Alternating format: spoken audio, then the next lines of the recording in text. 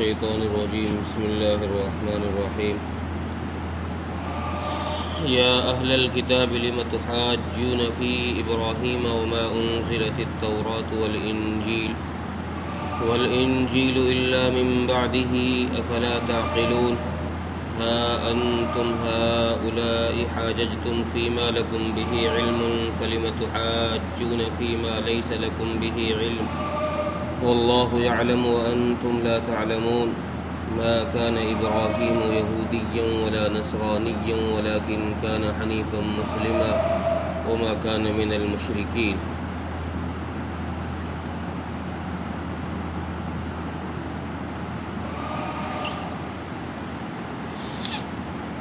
پچھلی آیت میں دعوت و تبلیغ کا ایک اصول بتایا گیا تھا کہ جب کسی ایسے شخص کو دعوت دی جائے یا ایسی جماعت کو دعوت دی جائے جس کے فروعی مسائل کے اندر جس کے ساتھ اختلاف ہو تو اس کو اصولی مسئلے کی طرف بلایا جائے جس میں اختلاف نہ ہو، اتفاق ہو۔ ان آیتوں میں اللہ تبارک و تعالیٰ نے یہود و نصارہ کو ان کی بیوقوفی سمجھانے کی ایک طرح سے کوشش کی، اور معاملہ یہ ہوا کہ یہود و نصارہ آپس میں اس بات پہ الجھ گئے۔ یہودی کہنے لگے کہ ابراہیم علیہ السلام ہمارے تھے، یعنی یہودی تھے، اور نصارہ کہنے لگے، عیسائی کہنے لگے کہ ابراہیم علیہ السلام ہمارے تھے، یعنی نصارہ تھے۔ اب یہ خواہ کا اتفاق، خواہ کا الجھنا جس سے ان کا کوئی سروکار نہیں، لینا دینا نہیں، جس کا ان کے پاس کوئی علم نہیں، ایسی بات میں یہ آپس میں جھگڑنے لگے۔ چونکہ یہودیت اور نصرانیت یہ دونوں مذہب اس وقت وجود میں آئے ہیں۔ یہودیت اس وقت وجود میں آئی ہے جب حضرت موسیٰ علیہ السلام کو اللہ تبارک و تعالیٰ نے نبی بنا کر دنیا میں بھیجا اور ان پر تورات نازل کی گئی۔ تورات میں یہودیت کے اصول اور فروعی مسائل یہ بیان کیے گئے، گویا آسمانی کتاب مذہب یہودیت کی رہبر تھی۔ جس قوم میں بھی اللہ تبارک و تعالیٰ کسی نبی کو بھیجتا تھا،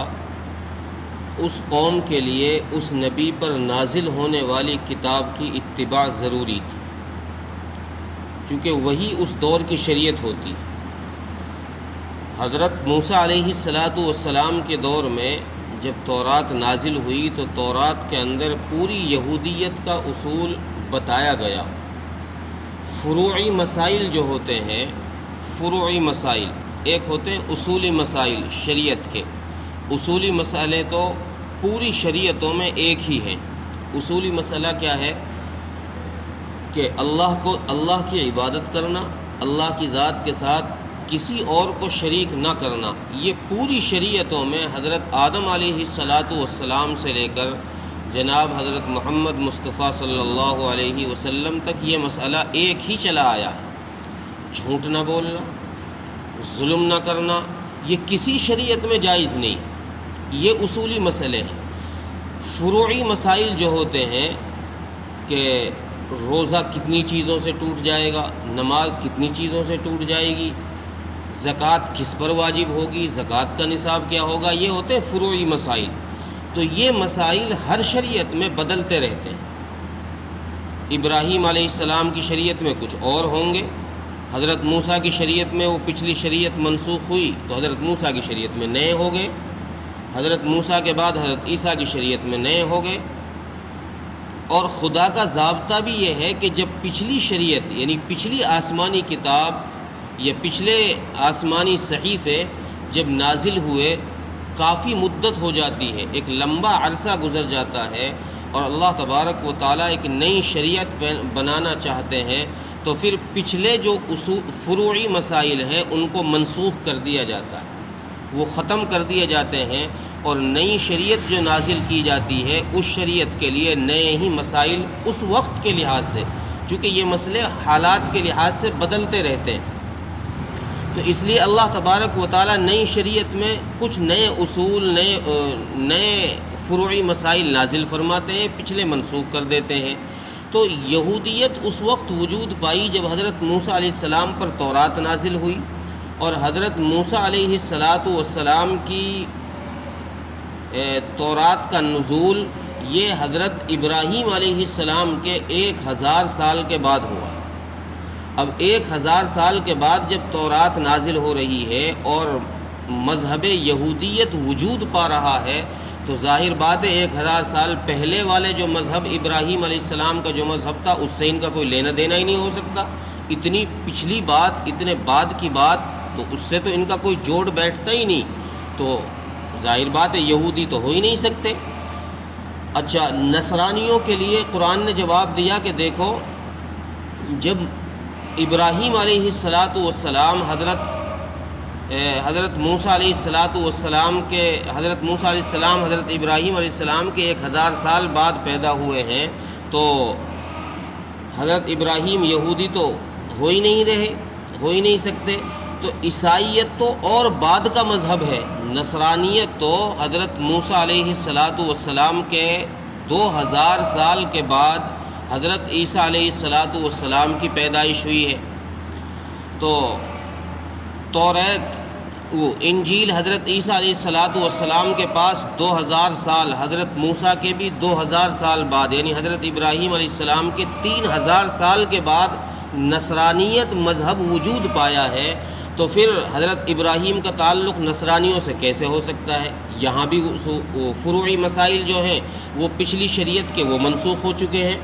اور حضرت عیسیٰ علیہ السلام پر نئی شریعت نازل ہو چکی ہے، لہذا یہ تم خواہ کے جھگڑوں میں نہ پڑو۔ اللہ تبارک و تعالیٰ نے حضرت محمد صلی اللہ علیہ وسلم پر قرآن مقدس نازل فرما کر یہودیوں کو یہ بات سمجھائی کہ دیکھو، جن مسئلوں میں تم الجھ رہے ہو کہ ابراہیم علیہ السلام ہمارے ہیں، ابراہیم علیہ السلام ہمارے ہیں، اچھا اس کی وجہ ابن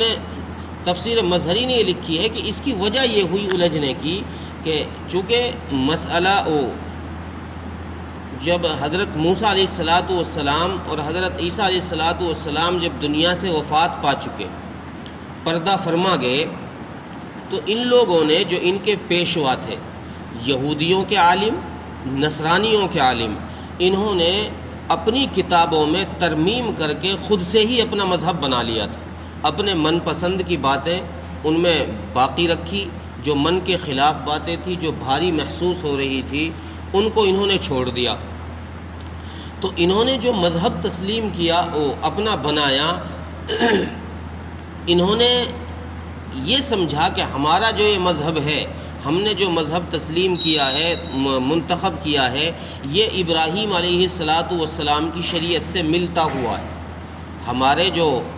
فروعی مسائل ہیں وہ ابراہیم علیہ السلام کی شریعت سے ملتے ہوئے ہیں۔ یہودیوں نے بھی یہی سوچا اور نصرانیوں نے بھی یہی سوچا، چونکہ انہوں نے اپنی اصل کتاب جو توریت تھی، یہودیوں نے اس کو بدل ڈالا، اور اصل کتاب نصرانیوں کی انجیل جو آسمانی کتاب تھی اس کو بدل ڈالا۔ جب ان میں تحریف اور ترمیم ہوئی تو پھر ان لوگوں نے یہ خیال کیا کہ ہمارا مذہب جو ہے وہ ابراہیم علیہ السلام کی شریعت سے ملتا جلتا تھا، اس لیے یہودی کہنے لگے کہ ہم میں سے ہیں ابراہیم علیہ السلام، نصرانی کہنے لگے ہم میں سے ہیں ابراہیم علیہ السلام۔ اللہ تبارک و تعالیٰ نے صاف فرما دیا کہ یہ تم بیوقوفی والے بات کر رہے ہو، تمہاری عقل خراب ہو گئی ہے، کہاں ابراہیم علیہ السلام اور کہاں موسیٰ اور عیسیٰ علیہ السلام، یہ تمہاری کم عقلی کی بات ہے۔ اور پھر اگلی آیت میں قرآن کریم نے فرمایا کہ تم یہ جو جھگڑا کر رہے ہو، تم نے تو اس سے پہلے ان باتوں میں جھگڑا کیا ہے جن کا علم تمہارے پاس تھا، یہ تو وہ بات ہے جس کا علم تمہارے پاس ہے ہی نہیں۔ ابراہیم علیہ السلام کی پیدائش کا اور ابراہیم علیہ السلام کی شریعت کا کوئی علم تمہارے پاس ہے ہی نہیں، تم تو یہ خامہ کا جھگڑا کر رہے ہو، تم ایسے بیوقوف لوگ ہو۔ حالانکہ تم پہلے ان باتوں میں ہی جھگڑا کر چکے ہو جن کا علم تمہارے پاس تھا۔ وہ کیا بات تھی کہ اللہ تبارک و تعالیٰ نے تورات کے ذریعے سے حضرت محمد صلی اللہ علیہ وسلم کی نبوت کو ان سے تسلیم کرایا تھا، اور یہ تورات کے ذریعے سے ان سے وعدہ لیا تھا کہ آخر میں جو نبی آئیں گے حضرت محمد صلی اللہ علیہ وسلم، عیسائیوں سے بھی یہ وعدہ لیا گیا تھا اور یہودیوں سے بھی، کہ جو آخری نبی آئیں گے اس نبی کی نبوت کا تمہیں انکار نہیں، اقرار کرنا ہے، اس کی نبوت کو ماننا ہے۔ لیکن اس بات کا علم رکھنے کے باوجود کہ یہ آخری نبی ہیں حضرت محمد صلی اللہ علیہ وسلم، آپ کی ساری نشانیاں تورات کے اندر موجود تھی، آپ کے اوصاف انجیل کے اندر بھی بیان کیے گئے تھے، ان سب کے باوجود ان لوگوں نے آپ صلی اللہ علیہ وسلم کی بات کا انکار کر دیا اور آپ کو نبی ماننے سے انکار کر دیا۔ اس لیے قرآن کہتا ہے کہ تم نے تو اس بات میں جھگڑا کیا ہے جس بات کا تمہارے پاس علم بھی تھا، پتہ بھی تھا کہ ہاں یہ بات ہے، اس طرح ہے۔ یہ تو تم نے بیوقوفوں سے بھی بڑے بیوقوفوں کی بات کر دی کہ تم ایسی بات میں جھگڑنے لگ گئے کہ جس کا علم ہی تمہارے پاس نہیں ہے۔ پھر قرآن کریم نے فیصلہ فرمایا کہ دیکھو، ابراہیم علیہ السلام نہ یہودی تھے نہ نصرانی تھے، بلکہ ابراہیم علیہ السلام ایک دین حنیف پر تھے۔ دین حنیف اس دین کو کہا جاتا ہے جس میں کسی قسم کی شرک کی آمیزش نہیں ہوتی، ملاوٹ نہیں ہوتی، ایسے دین پر تھے اور وہ مسلمان تھے۔ لہذا ابراہیم علیہ السلام کی نسبت اگر کی جائے گی کسی کی طرف تو وہ امت محمدیہ صلی اللہ علیہ وسلم کی طرف کی جائے گی، چونکہ امت محمدیہ ہی ایسے دین پر اس وقت قائم ہے جن کے دین کے اندر کسی قسم کے شرک کی گنجائش نہیں ہے، شرک کی ملاوٹ کی قطعاً اجازت نہیں ہے۔ پیور وہی دین ہے جو دین حضرت محمد صلی اللہ علیہ وسلم پر 1450 سال پہلے نازل کیا گیا، جو شریعت پہلے نازل کی گئی وہی شریعت آج بھی ہے اور قیامت تک انشاءاللہ باقی رہے گی۔ اس شریعت کے مطابق، اس شریعت کے اصول اور فروع کے مطابق، فروعی مسائل کے مطابق ابراہیم علیہ السلام کا جوڑ اس امت کے ساتھ بیٹھتا ہے کہ امت محمدیہ ابراہیم علیہ السلام کے متعلق کہہ سکتی ہے کہ ابراہیم علیہ السلام ہمارے تھے، ہم میں سے تھے، اور وہ چونکہ مشرک نہیں تھے اس لیے اسلام کی طرف نسبت کی گئی اور مسلمانوں کی طرف ابراہیم علیہ السلام کی نسبت کی گئی۔ ترجمہ دیکھیں، یا اہل الکتاب لم تحاجون فی ابراہیم، اے اہل کتاب کیوں تم ابراہیم علیہ السلام کے بارے میں جھگڑا کرتے ہو؟ وما انزلت التوراۃ والانجیل الا من بعدہ، حالانکہ تورات اور انجیل یہ نازل کی گئی ہے حضرت ابراہیم علیہ السلام کے بہت بعد میں۔ افلا تعقلون، کیا تم عقل نہیں رکھتے، سمجھ نہیں رکھتے؟ ہا انتم ہؤلاء حاججتم فیما لکم بہ علم، ہاں حالانکہ تم نے تو جھگڑا کیا ہے اس چیز میں بھی جس چیز کا علم تمہارے پاس تھا۔ فَلِمَ تُحَاجُّونَ فِي مَا لَيْسَ لَكُمْ بِهِ علم، پھر بھلا اس بات میں کیوں جھگڑا کر رہے ہو جس بات کا علم ہی تمہارے پاس نہیں ہے؟ وَاللَّهُ يَعْلَمُ وَأَنْتُمْ لَا تَعْلَمُونَ، اور اللہ تبارک و تعالی